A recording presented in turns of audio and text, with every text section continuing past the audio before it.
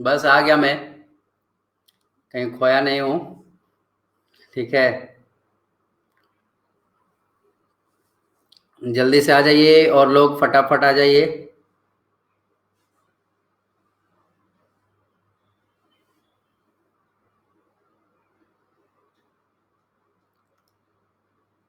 थोड़ा मैसेज कर देता हूँ सबको, आप लोग भी शेयर कर दीजिए।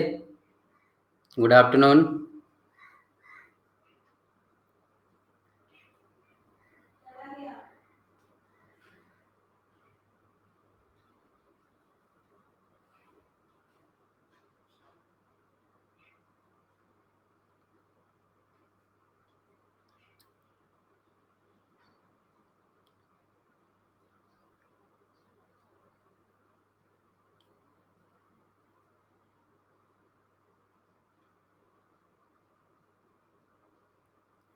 जल्दी से आ जाइए, जल्दी से फटाफट, लेट मत कीजिए।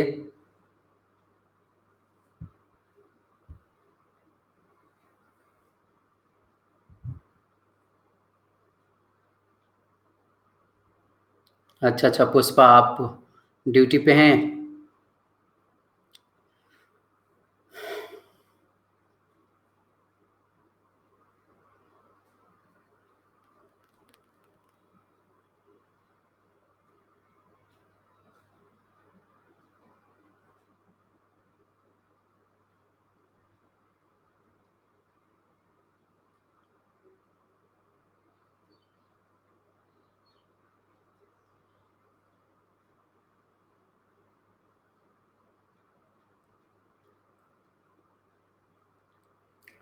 चलिए, बहुत कम लोग आए हुए हैं अभी तक।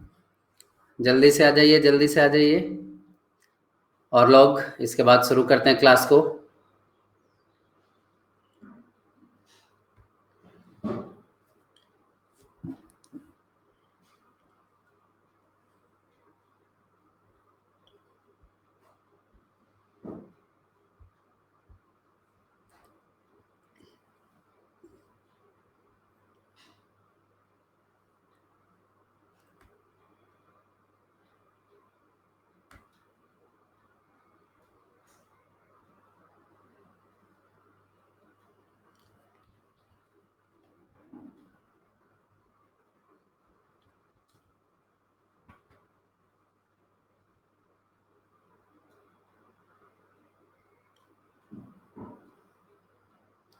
Good afternoon. सब लोग आ रहे हैं? क्या बात है, इतने कम लोग अभी?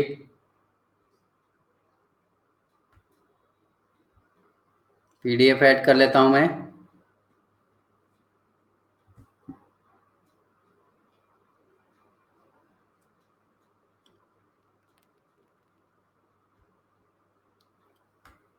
और मैंने चैप्टर का नाम, बुक, ये सब सारा कुछ भेज दिया था।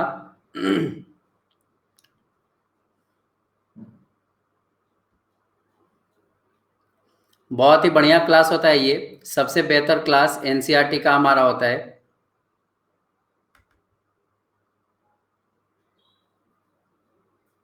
हम्म।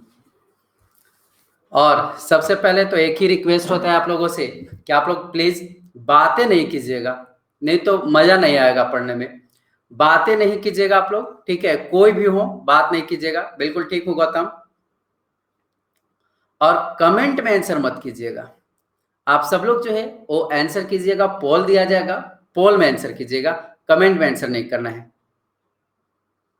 हाँ बिल्कुल, बहुत ही कम लोग हैं आज, कल तो 400 प्लस थे।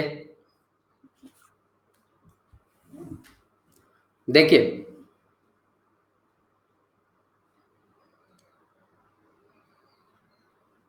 सारा कुछ मैं भेज देता हूं आप लोगों को व्हाट्सएप पर।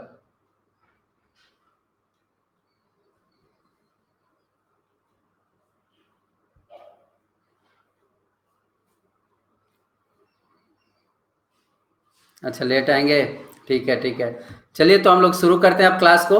आप सब लोग आ ही गए हैं।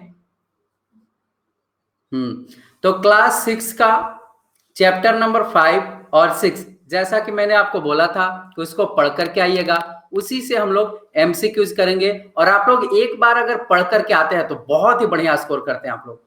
और आप लोगों को भी आप खुद से फील कर रहे होंगे कि कितना अच्छा आप लोगों को लगता होगा पढ़ने में, आंसर करने में, है ना। तो अभी सब लोग आ ही रहे हैं, थोड़ा सा 1 मिनट और इंतजार कर लेते हैं। 1 मिनट और इंतजार करता हूं, सब लोग आ जाएंगे। मैं थोड़ा सा खिड़की लगा देता हूं, ज्यादा लाइट आ रहा है उधर से।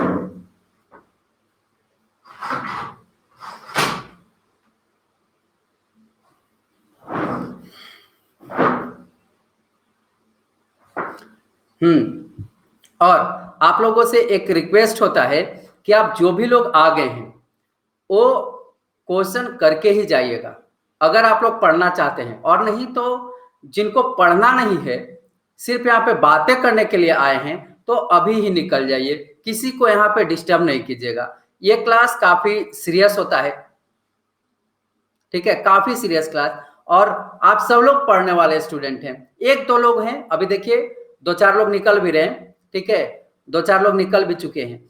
तो आप लोग आया ही मत कीजिए जिनको क्लास डिस्टर्ब करना होता है। बाकी यहाँ पे 99% लोग पढ़ने वाले हैं, मेहनत करने वाले हैं, ठीक है। और कुछ लोग आकर के बर्बाद कर देते हैं क्लास को। हाँ, चैप्टर नंबर 5 और 6 से हम लोग यहाँ पे क्वेश्चन करने वाले हैं, ठीक है।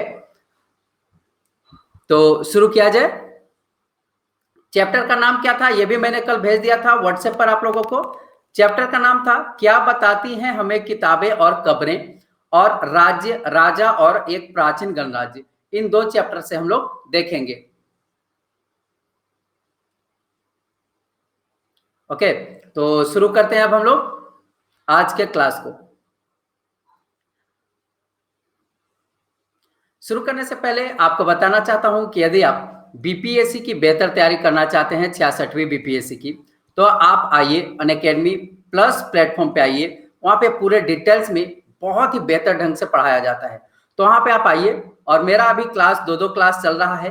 एक एंशिएंट हिस्ट्री का 11 बजे से 12:30 बजे तक चल रहा है, 1.5 घंटे का। एक 4 बजे से 5:30 बजे तक फिजिकल ज्योग्राफी हमारा चल रहा है। तो ये 2 क्लासेस हमारे चल रहे हैं अभी, बीपीएससी में और जेपीएससी में अलग से चल रहा है। तो आप आइए यहाँ पे एनरोल कीजिए, सब्सक्रिप्शन लीजिए। हमारा रेफरल कोड है अभिमन्यु, इसका इस्तेमाल कीजिएगा तो आपको 10% का डिस्काउंट मिलेगा। साथ ही आपको बता दूं, अगर कोई भी प्रॉब्लम आता है सब्सक्रिप्शन से संबंधित, तो हमारे नंबर 8873415727 इस नंबर पे मुझे मैसेज कीजिएगा, व्हाट्सएप कीजिएगा आप लोग, ठीक है। तो चलिए अब, हाँ, और ग्रुप में भी जिनको ऐड होना होगा तो इसी नंबर पे ज्वाइन स्पेशल क्लास लिखिएगा, आपको ऐड कर लिया जाएगा। ओके, देखिए पहला प्रश्न आज का क्या है, और काफी महत्वपूर्ण, सभी प्रश्न जो है काफी महत्वपूर्ण है।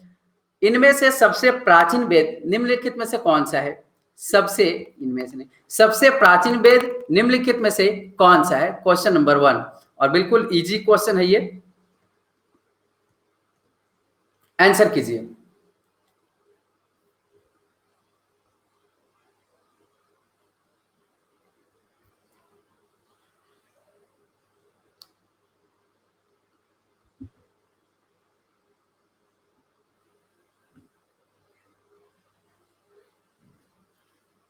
पोल नहीं मिला? हाँ सिद्धांत, हमारे कूलर ठंड लगने लगा, आप आए तो। Hello Deepti, welcome. Kumar, okay. देखिए इसका सही जो आंसर होगा वो होगा ऋग्वेद। ऋग्वेद आपको तो पता है कि वेदों की संख्या 4 है, ऋग्वेद, सामवेद, यजुर्वेद और अथर्ववेद। और इसमें सबसे जो प्राचीन है, सबसे जो पुराना है, वो है ऋग्वेद। और इसमें सबसे प्राचीन वेद ऋग्वेद, और इसकी जो रचना हुई है वो कब हुई है? आपने पढ़ा होगा कि इसकी रचना 3500 वर्ष पहले इसकी रचना हुई है। 3500 वर्ष पहले इसकी रचना हुई है। अब देखिए ऋग्वेद में 1000 प्रार्थनाएं हैं, 1000 से भी ज्यादा प्रार्थनाएं हैं। और इसी प्रार्थनाओं को, ठीक है, ये जो प्रार्थनाएं हैं इसको कहा जाता है सूक्त। इसको कहा जाता है सूक्त। और सूक्त का मतलब होता है अच्छी तरह से बोला गया, अच्छी तरह से बोला गया। ठीक है, सूक्त का मतलब होता है अच्छी तरह से बोला गया। और ये जो सूक्त हैं, इन सूक्तों की रचनाएं, ये सूक्त अलग अलग देवी देवताओं की स्तुति में रचे गए हैं। और इसमें अगर हम लोग देखें तो मेनली जो देवता थे वो तीन ही थे। ये कौन कौन थे? ये थे अग्नि, अग्नि थे, इसके अलावा इंद्र और सोम। ये देवता थे, ये तीन मुख्य देवता थे। ठीक है, चलिए आगे चलते हैं। आप लोग ध्यान से सिर्फ वीडियो को देखते रहिएगा, बहुत ही अच्छे तरह से बताऊंगा आप लोगों को। ठीक है, ऋग्वेद की भाषा क्या कहलाती है, और अंतिम तक बिल्कुल रहिएगा।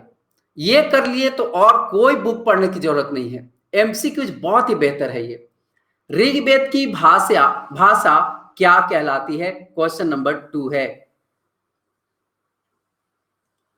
इसमें तो आंसर करेंगे ही आप लोग 90%, है ना?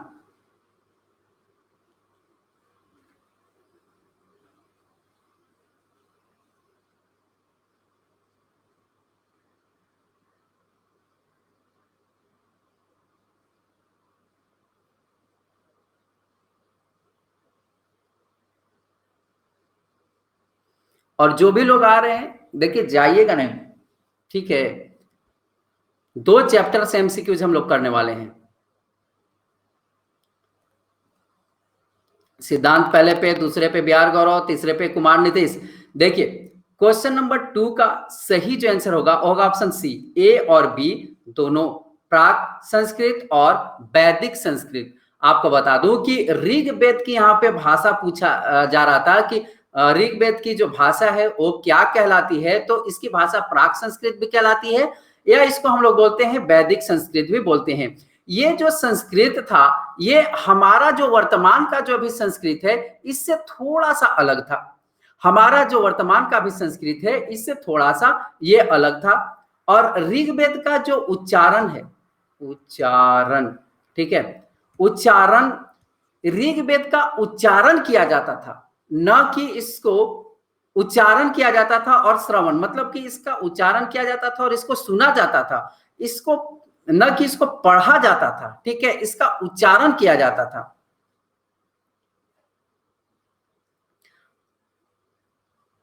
ऋग्वेद में किस सहायक नदियों का वर्णन कई बार हुआ है? यहां पे ध्यान से कीजिएगा। ठीक है, ऋग्वेद में कौन सी नदियां हैं जिनका वर्णन कई बार, मतलब पूछा यह जा रहा है आपसे कि एक से ज्यादा बार वर्णन किया गया है, ये नदियां कौन सी हैं? Question number 3।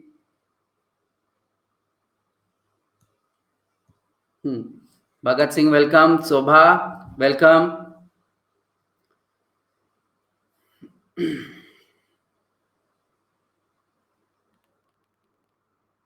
बस 6 क्लास से 12th क्लास तक आप लोग रेगुलर रहिएगा, बहुत ही मजबूत हो जाएगा आपका जीएस। 6 से 12 तक टाइम दीजिए आप। ठीक है, और इसके बाद मुझे आप बताइएगा कि आपका जनरल स्टडी जो है वो कैसा रहा।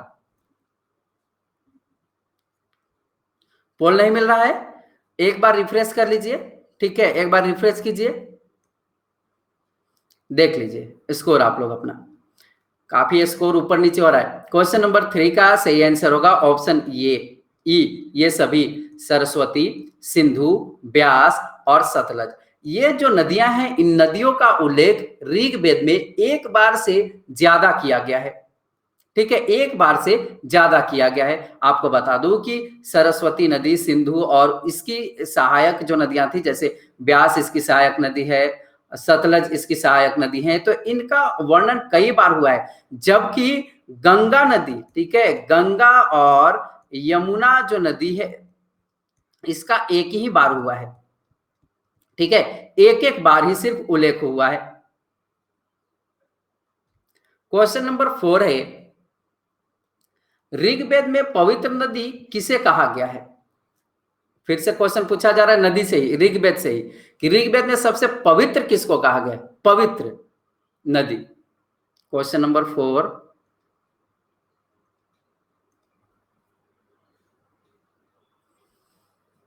बस आप लोग अच्छे ढंग से पढ़ते जाइए और कमेंट नहीं कीजिएगा।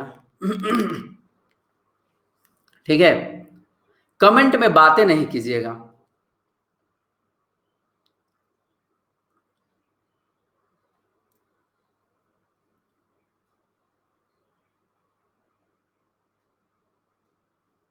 पोल नहीं आ रहा है खुशी, नेट वीक होगा, एक बार रिफ्रेश कीजिए खुशी। देखिए, इसका सही आंसर है सरस्वती। ऋग्वेद में सबसे जो पवित्र नदी माना गया है वो सरस्वती को माना गया है। अब दूसरा एक और यहां से पूछा जाता है सिंधु से भी। सिंधु और सरस्वती में काफी लोग कंफ्यूज करते हैं। सिंधु नदी की अगर बात करें तो सर्वाधिक बार वर्णन किया गया है, सर्वाधिक वर्णित नदी है ये। मतलब कि सबसे ज्यादा बार वर्णन जो है ऋग्वेद में वो सिंधु नदी के बारे में किया गया है, जबकि सबसे ज्यादा जो पवित्र माना गया है वो सरस्वती नदी को माना गया है सबसे पवित्र नदी। क्वेश्चन नंबर 5 है, पूर्वोत्तर प्रदेशों में किस परिवार की भाषा बोली जाती थी? क्वेश्चन नंबर 5,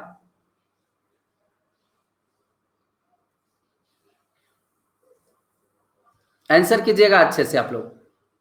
क्वेश्चन नंबर 5, पूर्वोत्तर भारत में ये प्रदेश में पूछा जा रहा है कि किस परिवार की भाषा बोली जाती थी?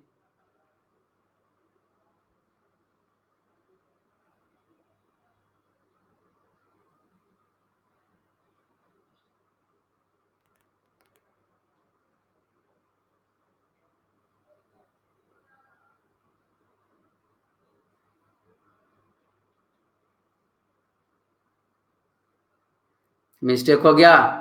जो भी लोग पढ़ करके आए होंगे बुक को, एनसीईआरटी को, उनका तो बहुत ही बढ़िया परफॉर्मेंस है।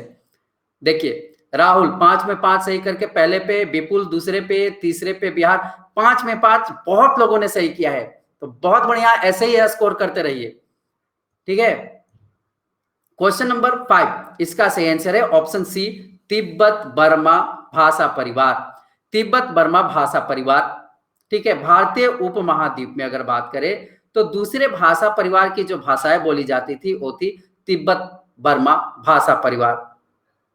और एक चीज और याद रखिएगा कि द्रविड़ भाषा परिवार जो है ये है तमिल है, तेलुगु है,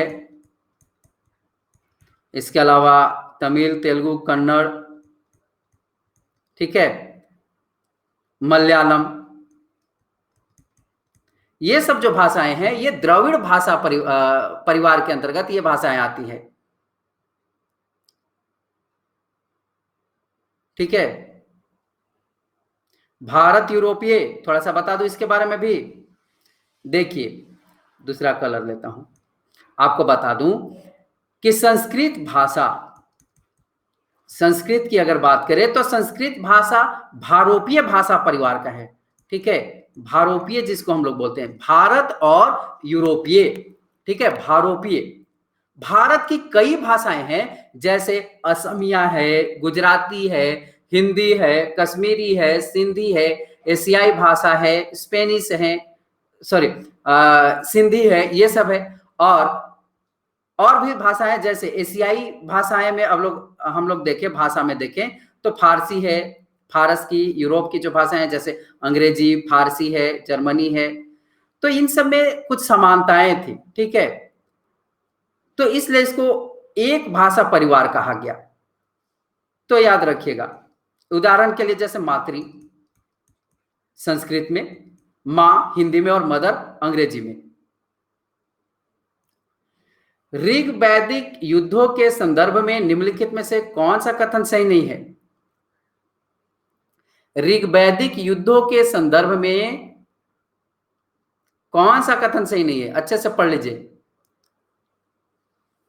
क्वेश्चन नंबर 6, देखिए बोल देता हूं। जीत सिंह वेलकम।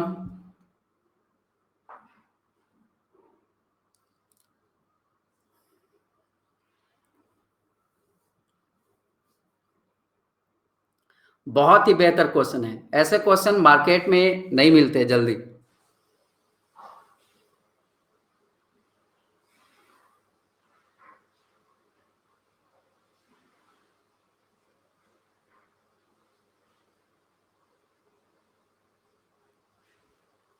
शिवानी कुमारी वेलकम। देख लीजिए आप लोग अपना स्कोर। देखिए क्वेश्चन नंबर 6 का एक एक करके हम लोग पढ़ते चलते हैं। पहला है, इस काल में मवेशियों के लिए युद्ध लड़े जाते थे, क्या ये सही है? ये बिल्कुल ठीक है। ऋग्वेद काल में ज्यादातर मवेशियों जानवरों के लिए और खास करके गाय के लिए युद्ध होता था, है ना? गाय के लिए युद्ध किया जाता था। लड़ाइयां जमीन के लिए भी लड़ी जाती थी, ये भी सही है, जमीन के लिए, लेकिन सबसे ज्यादा मवेशियों के लिए, गायों के लिए ये युद्ध होता था। 100 के ऊपर जिनका होगा उनको स्कोर नहीं नजर आ रहा होगा, ठीक है। अब इसमें ऑप्शन सी एक है, युद्ध में जीता गया धन केवल सरदार और पुरोहित में बांटा जाता था। जो सरदार होते थे और पुरोहित होते थे, इनको में बांटा जाता था। क्या ये सही है? नहीं, ये सही नहीं है। आपको बता दूं कि युद्ध में जो जीता हुआ धन होता था, जो युद्ध हुआ और उसमें जो धन प्राप्त हुई, जो धन को जीता गया, वो कुछ सरदार रख लेते थे, कुछ पुरोहित भी रखते थे, और शेष जो है वो सार्वजनिक रूप के लिए दे दिया जाता था। शेष जो धन होता था आम लोगों में बांट दिया जाता था, ठीक है। आम लोगों में भी बांट दिया जाता था और कुछ धन यज्ञ के लिए भी रख दिया जाता था, ठीक है। यज्ञ के लिए भी, यज्ञ करने के लिए भी कुछ धन रख दिए जाते थे। तो ये गलत है। इसके बाद ऑप्शन डी है, इस काल में युद्धों के लिए कोई अस्थाई सेना नहीं होती थी। ये भी बिल्कुल ठीक है, कोई अस्थाई सेना युद्ध के लिए नहीं होता था। और एक जो युद्ध है पुरुषनी का, पुरुषनी नदी के किनारे एक युद्ध होता है, ठीक है, दसराग युद्ध, दसराग्य युद्ध, है ना। कई वर्षों तक ये चला था। सुदास, यस, राजा सुदास के बीच में राजा सुदास ने यह युद्ध किया था। एक चीज और याद रखिएगा आप लोग कि यज्ञ में आग में घी डाला जाता था, घी और अनाज डाला जाता था, और कभी कभी जानवरों को भी, जानवरों की भी आहुति दी जाती थी, ठीक है।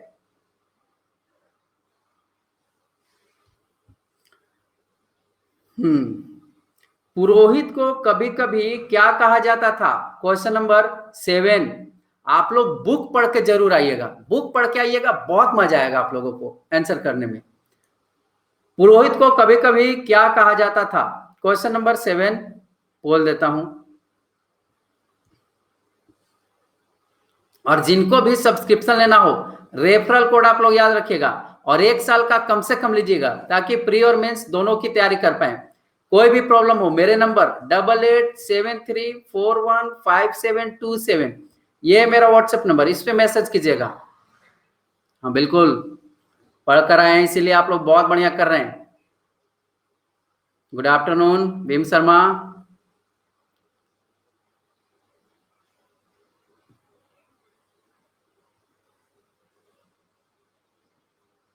स्कोर देख लीजिए आप लोग।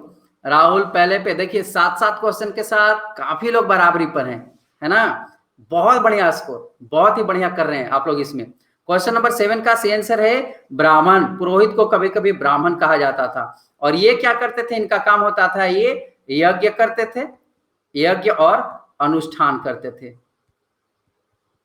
यज्ञ और अनुष्ठान का कार्य ये करते थे। हाँ, पूरा टॉप 10, टॉप में ही है। ऋग्वैदिक काल में जनता या पूरे समुदाय के लिए किन 2 शब्दों का प्रयोग होता था? गौतम कुमार गधेड़ा, आपसे एक रिक्वेस्ट है कि थोड़ा सा आप, मेरा रिक्वेस्ट तो मान लीजिए, ठीक है। आप क्या कीजिए, अपना ओरिजिनल नाम और अपना इमेज चेंज कर लीजिए, तो आप एक परफेक्ट स्टूडेंट लगेंगे, ठीक है। क्वेश्चन नंबर 8, आप रेगुलर क्लास करते हैं, अच्छी बात है, आप मेरा कोई भी क्लास नहीं छोड़ते, तो ये जो मैंने रिक्वेस्ट किया ये तो आपको मानना चाहिए।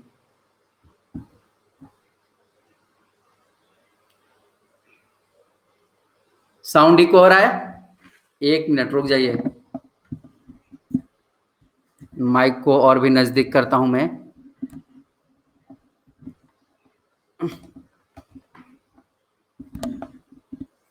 अब बताइए साउंड कैसा है? अच्छा, आपका फ्रेंड है।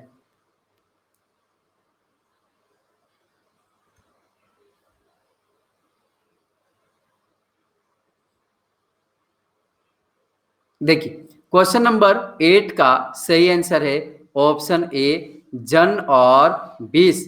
यहां पे पूछा ये जा रहा था, अभी भी इको हो रहा है? एक बार रिफ्रेश कीजिए, रुक जाइए थोड़ा सा, आप लोग रुकिएगा, मैं सेटिंग चेंज करता हूं। सेटिंग तो सही है, सेटिंग तो सही है माइक का, ठीक है। एक बार आप रिफ्रेश कीजिए, समझ में नहीं आ रहा है क्या? चलिए ठीक है।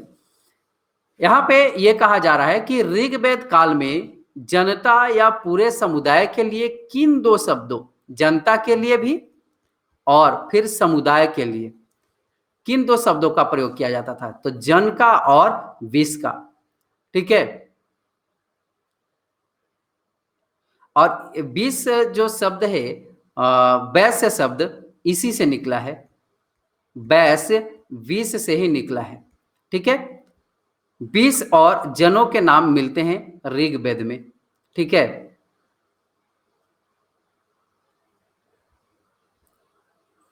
श्रेयास वेलकम, दीपक, दीपिका।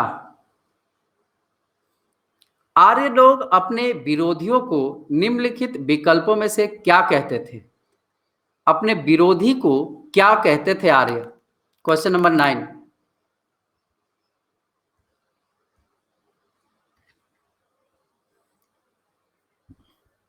अच्छे से आंसर कीजिए।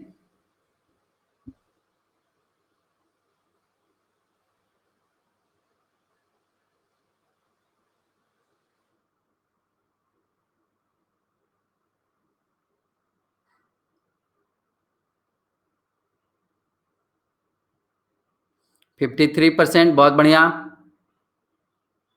हाँ बिल्कुल, आज तो कंपटीशन बहुत ही टफ है क्योंकि सभी लोग पढ़ करके आए हैं।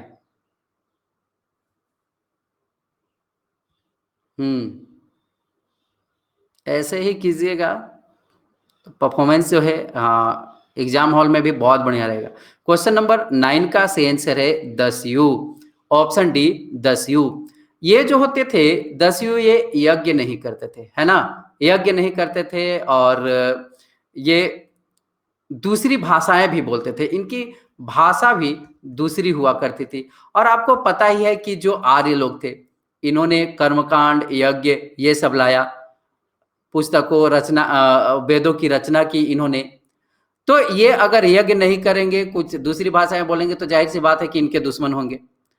इनको दस्यु कहते थे लोग। एक और है दास शब्द। दास का मतलब क्या होता है? दास का मतलब होता है गुलाम। अभी इस पे भी क्वेश्चन आएगा। हाँ, दास का मतलब होता है गुलाम। और ये जो दास होते थे, इनको वही करना पड़ता था जो उनका मालिक चाहे, ठीक है। और महिलाओं को कहा जाता था दासी। महिला होती थी, महिलाओं को दासी कहा जाता था। महापाषाण कब्रें बनाने की प्रथा लगभग कितने वर्ष पूर्व शुरू हो गई थी? महापाषाण कब्रें, महापाषाण क्या होता है अभी मैं बताऊंगा। बनाने की प्रथा लगभग कितने वर्ष पूर्व शुरू हो गई थी? Question number 10। हाँ बिल्कुल, गोल्डन, व्हाट्सएप पे मैसेज कीजिएगा, ठीक है, आपको मिल जाएगा।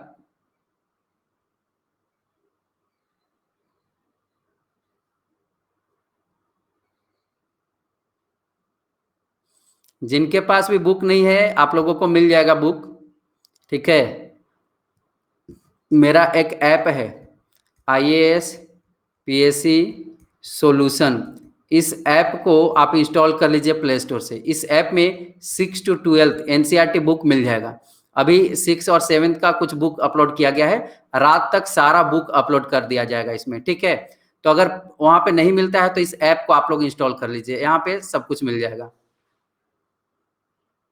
ये IAS PSC सॉल्यूशन आपको लिखना है, मिल जाएगा ऐप प्ले स्टोर में, नोट कर लीजिए। मैंने लिंक भी शेयर किया था। इसमें सारा बुक उपलब्ध करा दिया जाएगा। अभी 6-7 का अपलोड किया गया है, रात तक या कल सुबह तक सारा जो है वो आ जाएगा। हाँ, आप लोग कर लिए इंस्टॉल, जो भी कर लिए हैं बहुत बढ़िया।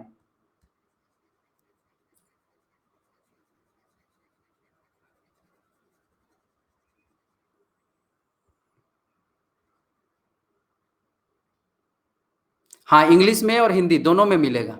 इंग्लिश हिंदी दोनों में कैटेगरी वहां पे बनाया गया है। इंग्लिश मीडियम का अलग, हिंदी मीडियम का अलग कैटेगरी बनाया गया है। 6, 7, 8, 9, 6 में क्लिक कीजिएगा तो वहां पे इंग्लिश मीडियम, हिंदी मीडियम आपसे पूछा जाएगा, फिर डाउनलोड हो जाएगा। हाँ, करंट ईयर का। देखिए क्वेश्चन नंबर 10, इसका सही आंसर है 3000 वर्ष पूर्व। कहाँ गया कलर? 3000 वर्ष पूर्व। ठीक है, देखिए महापाषाण, मैंने अभी आपको बोला कि महापाषाण बताऊंगा। देखिए महापाषाण, महा का मतलब क्या होता है? महा का मतलब होता है बड़ा, और पाषाण मैंने बताया था, पाषाण का मतलब होता है पत्थर। ठीक है, बड़े बड़े जो पत्थर थे कब्रों पर, कब्र जो है वो बड़े बड़े पत्थरों से बनाए जाते थे, और उसके ऊपर बड़े बड़े पत्थर रख दिए जाते थे कब्रों के ऊपर। ठीक है, तो इसलिए उसको, उसी को कहा गया महापाषाण। ठीक है, और ये 3000 वर्ष जो है बनने शुरू हुए थे। कुछ जो है महापाषाण हम लोगों को जमीन के बाहर भी नजर आता है, और कुछ जो है अंदर भी, बाहर अंदर भी हम लोगों को नजर आता है। चलिए, हाँ, बड़े बड़े जो पत्थर होते थे। क्वेश्चन नंबर 11,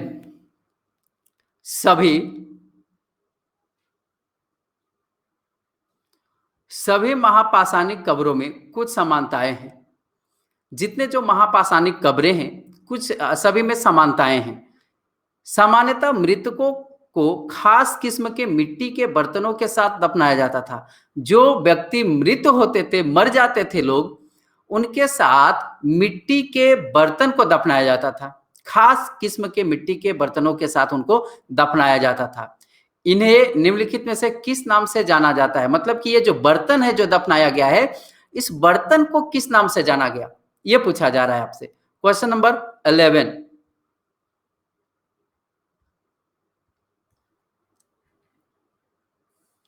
जैन रिमा, रिमा, कशिश, शाइस्ता, आप लोग अंतिम तक रहिए अभी से भी। ठीक है, अंतिम तक बने रहिए आप लोग।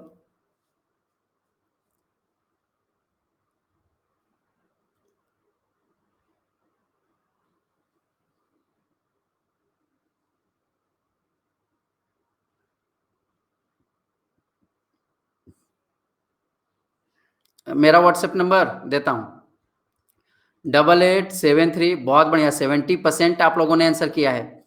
देखिए आज तो कोई सीट नहीं छोड़ रहे हैं।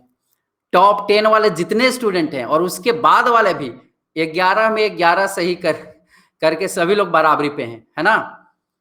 बहुत बढ़िया, ऐसे ही आंसर करते रहिए, मजा आता है। 8873415727, ये मेरा व्हाट्सएप नंबर।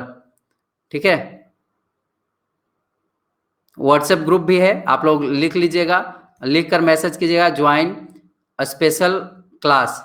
ठीक है, तो आपको ग्रुप में ऐड कर लिया जाएगा, या फिर अनअकैडमी स्पेशल क्लास टेलीग्राम में सर्च कीजिएगा तो टेलीग्राम ग्रुप भी आपको मिल जाएगा, इसको ज्वाइन कर लीजिए आप लोग। यहाँ सारा मटेरियल PDF सब कुछ मिलता है आप लोगों को। देखिए इसका सही जो आंसर है वो है काले लाल मिट्टी के बर्तन। ठीक है, इनको कहा जाता था। और साथ ही साथ ये बर्तन तो होते ही थे, साथ ही साथ कब्रों में और भी चीजें जो है वो दफनाया जाता था। जैसे कुछ हथियार, है ना, हथियार दफनाया जाता था। घोड़े के कंकाल मिले हैं तो ये सब भी हो सकता है घोड़े को दफनाया जाता हो साथ में।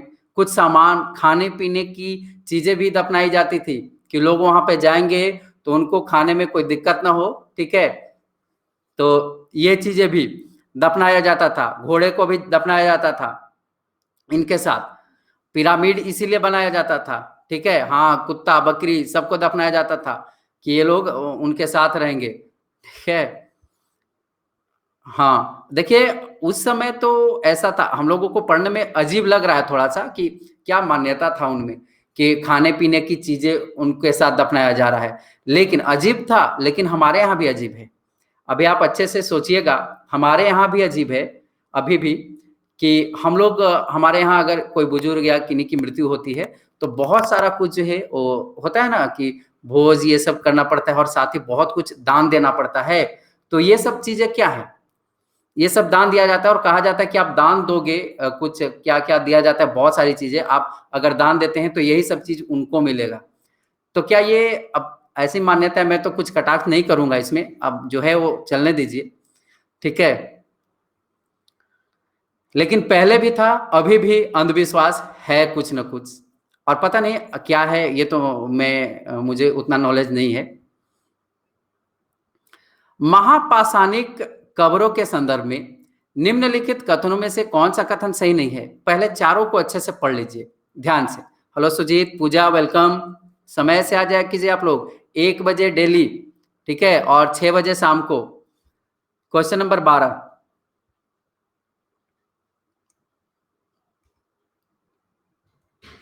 कौन गलत है ये पूछा जा रहा है। दीपक, जो भी लोग अभी आ रहे हैं, अभी से कम अंतिम तक रहिएगा आप लोग, ठीक है?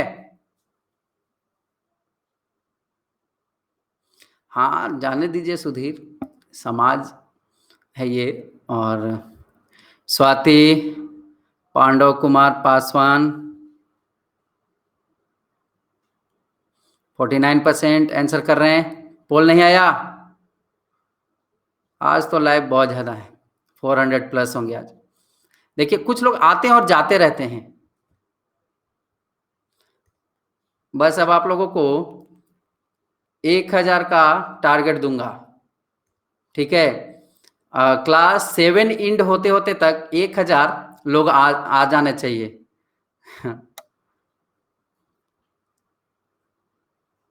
बिल्कुल बोल रहे हो जाएगा, थैंक यू। देखिए क्वेश्चन नंबर 12, मुझे भी पढ़ाने में काफी एनर्जी मिलता है ऐसे। 12 का सही जो आंसर होगा होगा ऑप्शन डी।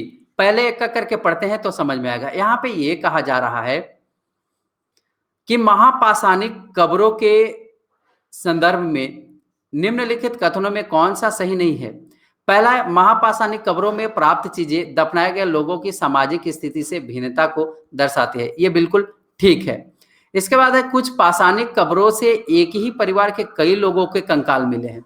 कुछ पाषाणिक कब्रों से, और इससे हम लोगों को क्या पता चलता है? इससे हम लोगों को पता चलता है कि जो लोग मरते थे उनका जो परिवार होता था, फिर उन्हीं के साथ कब्र में दफना दिया जाता था कि साथ रहेंगे सभी परिवार, है ना? कब्रों पर गोलाकार चट्टाने या खड़ी चट्टान रखकर चिन्ह बनाए जाते थे ताकि लोग आवश्यकता अनुसार शवों को दफनाने दोबारा आ सके, ठीक है? तो ये तीनों ठीक है, ऑप्शन डी ये गलत है। और अंदर प्रवेश के लिए एक रास्ता भी बनाया जाता था कब्रों में अंदर प्रवेश के लिए, ठीक है, जिसको सुराख बोलते हैं। थोड़ा सा मैं प्लग इन कर लूं लाइट का।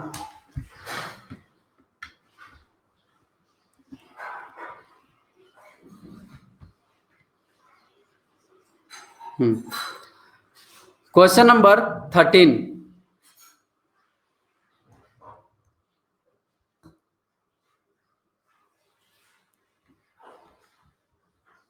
बड़ा सुराख इसको कहा जाता था, पोर्ट होल, ठीक है, पोर्ट होल कहा जाता था। क्वेश्चन नहीं आया, श्वेता रिफ्रेश कीजिए। पोल रॉन्ग हो गया।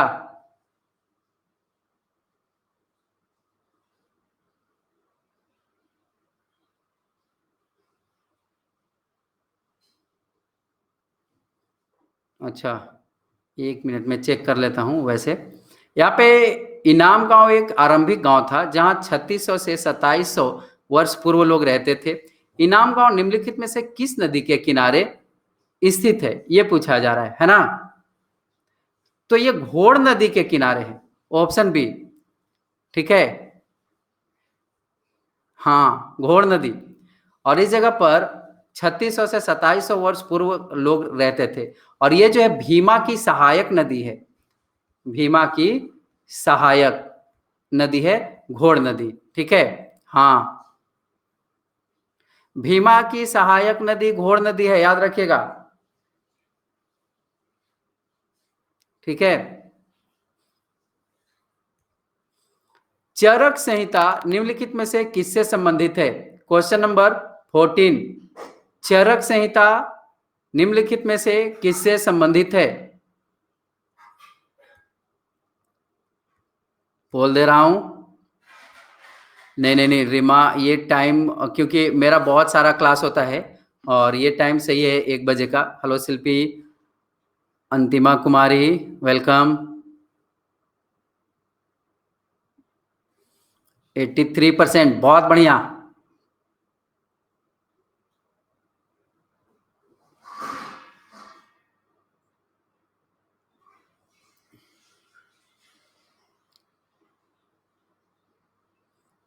बिल्कुल प्रियंका, 80% आप लोगों ने आंसर किया, बहुत ही बढ़िया। स्कोर देख लीजिए, सभी लोग बराबर हैं आज।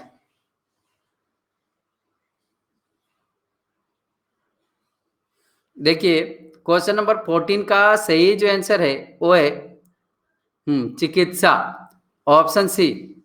आज से लगभग 2000 वर्ष पहले पूर्व चरक नाम के एक चरक जो थे, एक प्रसिद्ध वैद्य थे, है ना, वैद्य थे।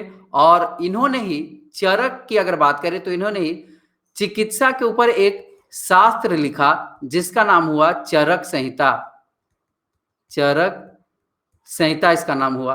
और ये बोलते थे, चरक बोलते थे कि मनुष्य में 360 हड्डियां होती हैं, 360 हड्डियां होती है जो आधुनिक शरीर की रचना करती है, ठीक है। और आधुनिक में हम लोग जो देखते हैं, सॉरी आधुनिक शरीर की नहीं, शरीर की रचना करते हैं। और आधुनिक विज्ञान में अगर हम लोग कहें तो 206, इससे काफी ज्यादा 360 इन्होंने बताया था।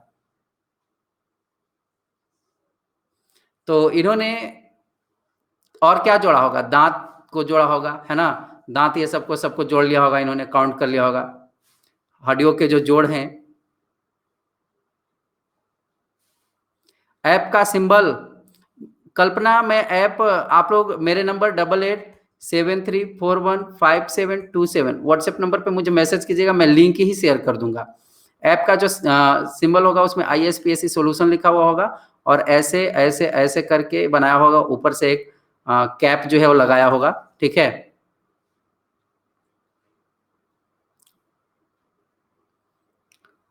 निम्नलिखित में से कौन से उत्तर वैदिक ग्रंथ हैं? क्वेश्चन नंबर 15,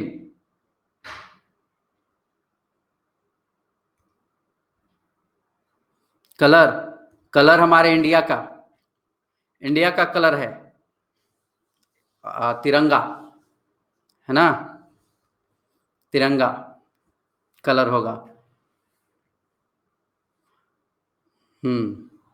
विपुल आपके पास है तो बता दीजिए लोगों को और शेयर भी कर दीजिएगा। हाँ, ये यही कलर होगा और ISPSC सॉल्यूशन लिखा हुआ होगा।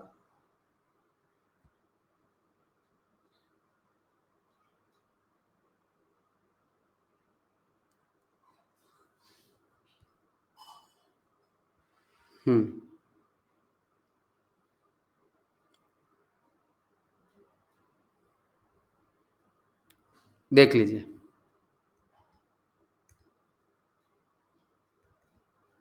देखिए क्वेश्चन नंबर 15 का सही जो आंसर होगा होगा ऑप्शन ई, ये सभी यजुर्वेद, अथर्ववेद, ब्राह्मण ग्रंथ, उपनिषद, ये सब उत्तर वैदिक ग्रंथ हैं। उत्तर वैदिक ग्रंथ कहने का मतलब, हाँ बिल्कुल नेहा, बिल्कुल हो जाएगा। अभी तो ये शुरुआत है, अभी तो कुछ भी नहीं है, ठीक है। अभी ये टेलर चल रहा है 6th क्लास में, अभी मूवी पूरा बाकी है, 2 महीने तक ये मूवी चलेगा कम से कम, ठीक है। बस आप लोग रहिए, तब पता चलेगा हिस्ट्री फिर कैसा हो जाएगा। History, geography, economics, polity, science, सारा कुछ ठीक है। क्वेश्चन नंबर 15 का सही आंसर ऑप्शन ई, ये सभी।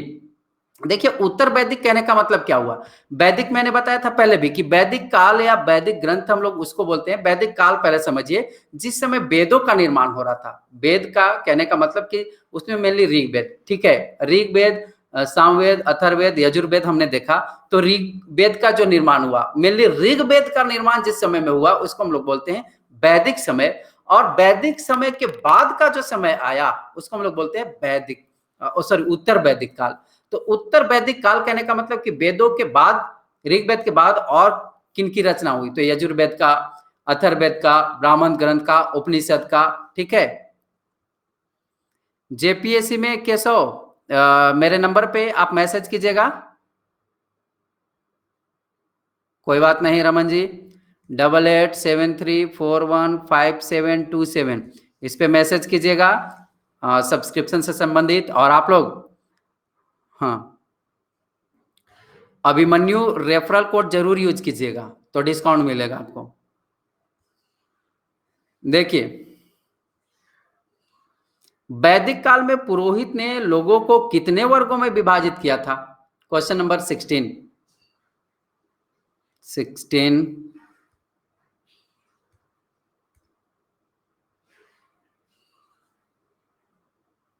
हाँ, ज्योग्राफी का अभी इंड हुआ है निशा, लेकिन फिर से होगा।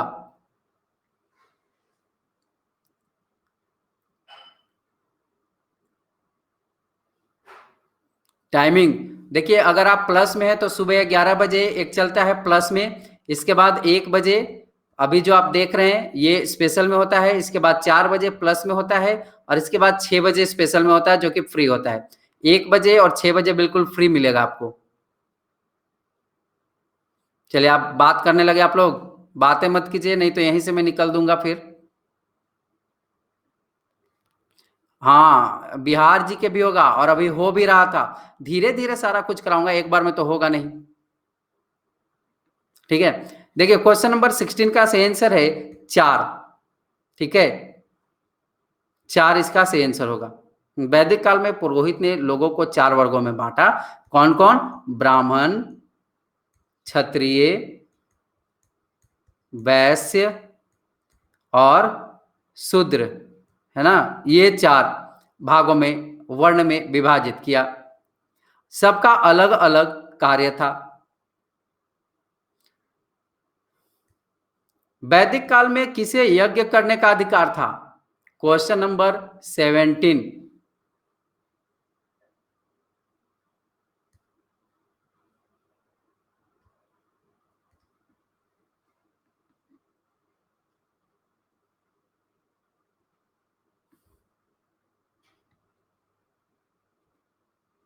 आज करंट नहीं हो पाएगा, सॉरी इसके लिए।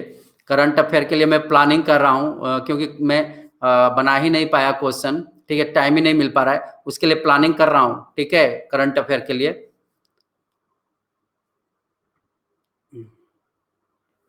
अच्छा अच्छा, ओहो, गलत हो गया। 1 मिनट रुक जाइए, रुक जाइए, रुक जाइए, मैंने पोल गलत दे दिया। 1 मिनट, ठीक है, फिर से देता हूं। क्लिक हो गया, दूसरे जगह पे करना कहीं और था, चला गया कहीं और।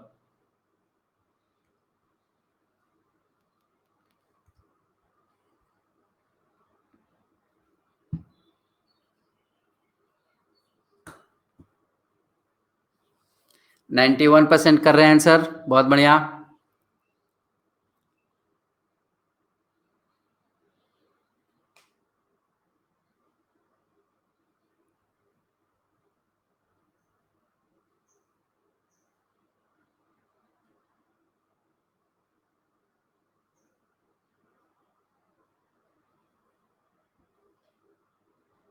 अच्छा अच्छा, ठीक है विद्यानंद, फास्ट ही चलूंगा। स्कोर देख लीजिए। देखिए इसका सही आंसर होगा ऑप्शन डी, ए और बी, क्षत्रिय और वैश्य दोनों को यज्ञ करने का अधिकार था, शूद्रों को यज्ञ करने का अधिकार नहीं था, ठीक है।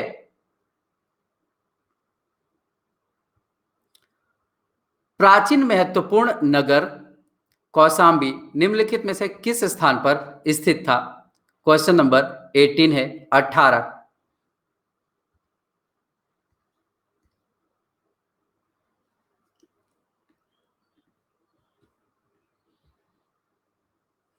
47%। देखिए, आप लोग पढ़कर आते हैं, बहुत अच्छा आंसर करते हैं। सब में मैंने देखा है कि 50% के ऊपर ही आंसर आता है।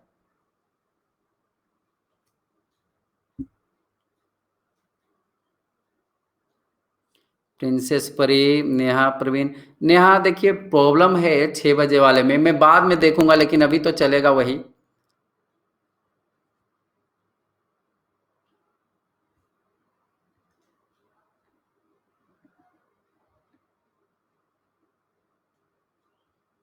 देख लीजिए।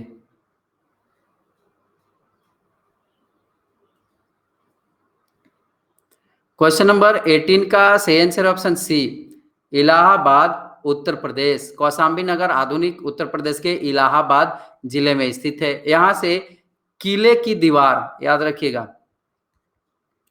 किले की दीवार के अवशेष मिले हैं। ठीक है, किले की दीवार की अवशेष मिले हैं और इसके एक भाग का निर्माण संभवतः लगभग अगर बात करें तो 2500 वर्ष पहले हुआ था। कौशाम्बी किसकी राजधानी थी ये बताइए तो? कौशाम्बी वत्स की राजधानी थी, है ना? वत्स की राजधानी थी। क्वेश्चन नंबर 19, निम्नलिखित में से कौन मगध का शासक नहीं रहा था? 19।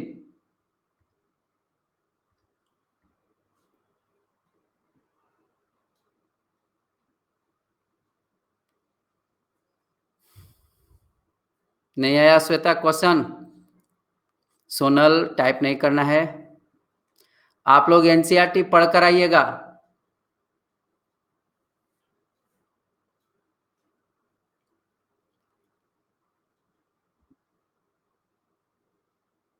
अच्छा, पोल नहीं आ रहा है सोनल?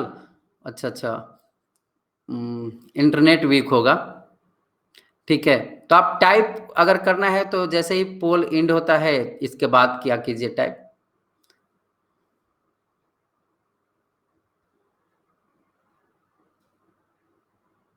अच्छा अच्छा मुश्ताक, आप 6 बजे नहीं कर पाते। अच्छा ठीक है, कुछ समय बाद में उसका भी टाइमिंग एडजस्ट करके चेंज करूंगा।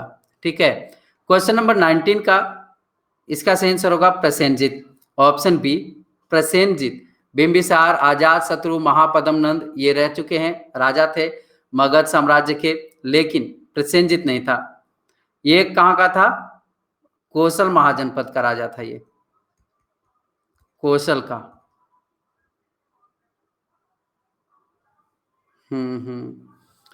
तो मैं कर देता हूं कल से। ठीक है, याद रखिएगा, कल से 7 बजे कर दूं, 7 PM।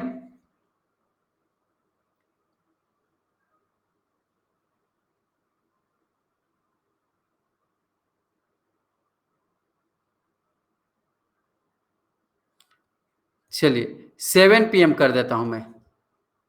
मैक्सिमम एक पोल ही करा लेता हूं इस क्वेश्चन को करने के बाद। मगध के निकट ही वज्जी राज्य था। वज्जी की राजधानी निम्नलिखित में से कौन सी थी? Question number 20। क्वेश्चन नंबर 20 का सही आंसर क्या होगा?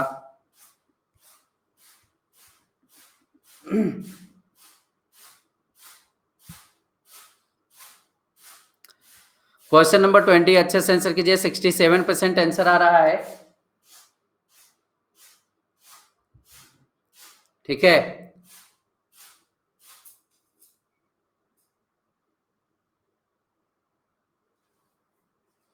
65%। क्या बातें हो रही हैं? देखिए क्वेश्चन नंबर 20 का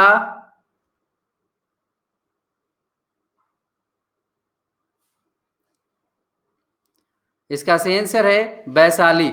ऑप्शन ए इसका राइट आंसर होगा। मगध के निकट था ये बज्जी और इसकी राजधानी वैशाली, जो कि बिहार में थी, है ना? बिहार में है भी। यहाँ अलग किस्म की शासन व्यवस्था थी, यानी कि यहाँ पे गणराज्य था, गण था, पहला विश्व का पहला गणराज्य। ठीक है, इसको संघ कहते थे, संघ कहा जाता था। मथुरा की अगर बात करें तो सूरसेन की, है ना, सूरसेन की राजधानी महाजनपद की। कौशाम्बी की अगर बात करें तो कौशाम्बी वत्स की, और चंपा अंग की, है ना। आज 7 बजे नहीं, आज 6 बजे ही होगा। चलिए पहले मैं एक पोल कराता हूं। एक पोल है, ए है 7 बजे 7 PM, और एक पोल है 6 PM। अब देखना है कौन लोग ज्यादा करते हैं। ये ए है और ये बी है।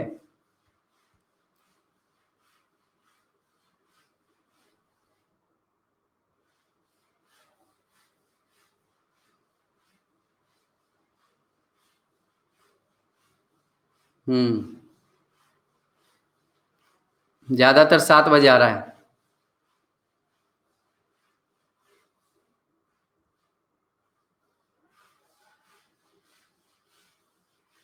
चलिए तो 7 बजे कर देता हूं कल से, आज 6 बजे ही रहेगा। ओके, चलिए आगे क्वेश्चन देखते हैं। गणों या संघों पर निम्नलिखित में से किस शासक ने विजय प्राप्त की थी? Question number 21।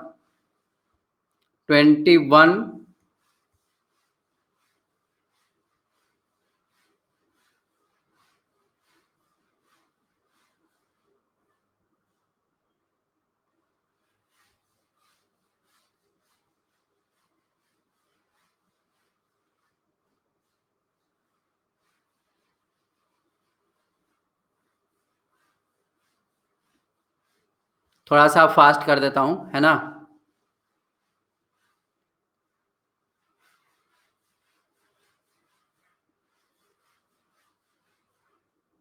देखिए स्कोर देख लीजिए आप लोग अपना। पहले पे विपुल, दूसरे पे अरुणी और तीसरे पे सीमू।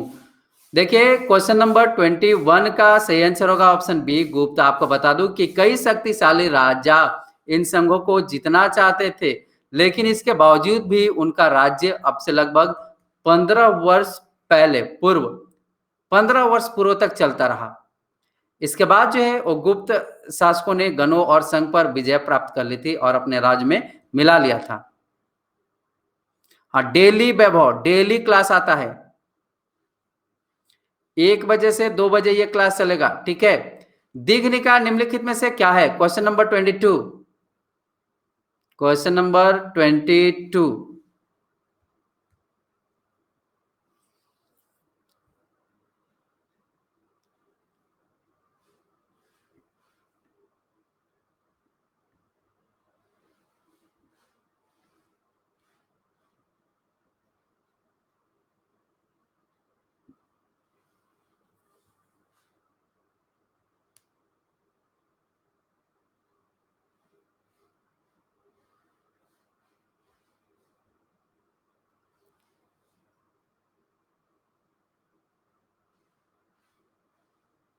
ये होगा, इसका सही आंसर है बौद्ध ग्रंथ है, ठीक है।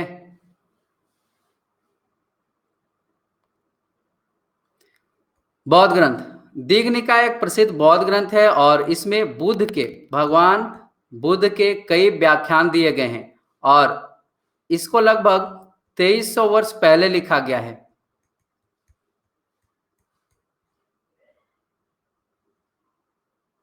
आजाद शत्रु वज्जित संघ पर आक्रमण करना चाहता था। उसने उस विषय पर सलाह के लिए अपने एक मंत्री को बुद्ध के पास भेजा था। आजाद शत्रु के उस मंत्री का नाम क्या था, यह बताना है आपको। Question number 23।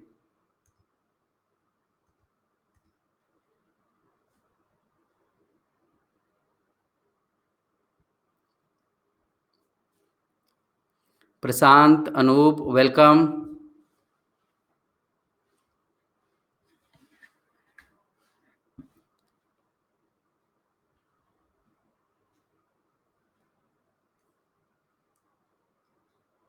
बहुत बढ़िया, 54%, 3%।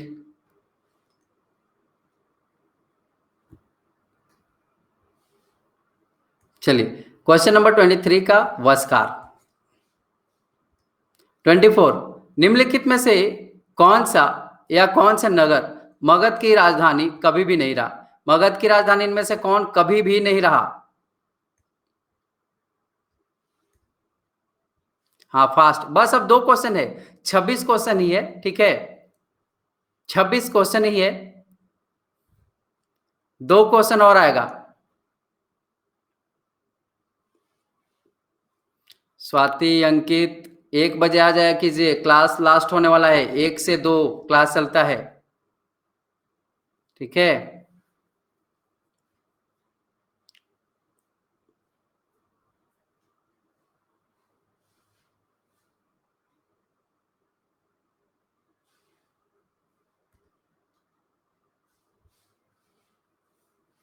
देखिए क्वेश्चन नंबर 24 का सही आंसर है ऑप्शन सी, श्रावस्ती, ठीक है, श्रावस्ती इसका राइट आंसर होगा। चलिए क्वेश्चन नंबर 25, गण या संघ के संदर्भ में निम्नलिखित में कौन सा कथन असत्य है? गण या संघ के बारे में कौन गलत है? अच्छे से पढ़ लीजिए क्वेश्चन नंबर 25। चलिए अब पोल देता हूं, कौन गलत है ये पूछा जा रहा है।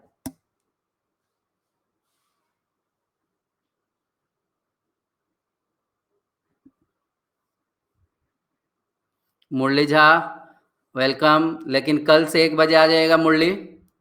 पोल नहीं आया?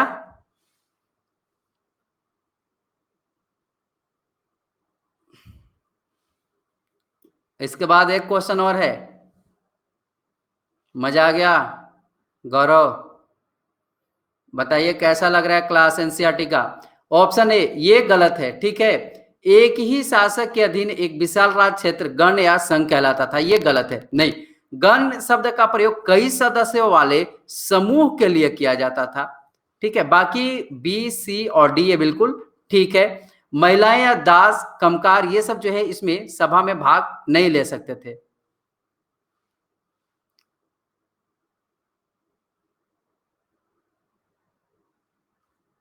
क्या हो गया?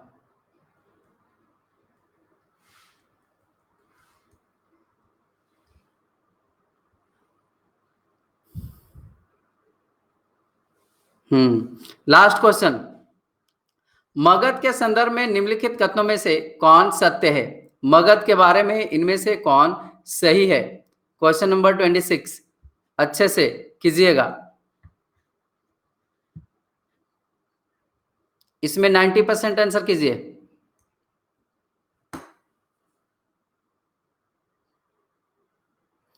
एनसीईआरटी का ये एमसीक्यू चल रहा है और वैभव हमारा एनसीईआरटी का क्लास फिर प्लस में चलेगा डिटेल्स में, ठीक है। तो आप लोग अगर प्लस में आना चाहते हैं तो सब्सक्रिप्शन ले लीजिए, रेफरल कोड अभिमन्यु हमारा है, और कोई भी प्रॉब्लम हो सब्सक्रिप्शन से संबंधित तो 8873415727 यह व्हाट्सएप नंबर, इस पे आपको मैसेज करना है, ठीक है।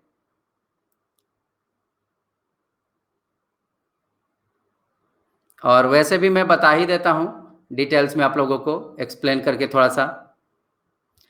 और कल का जो होगा पार्ट 4 आएगा 1 बजे, और चैप्टर नंबर 7 और 8 से होगा।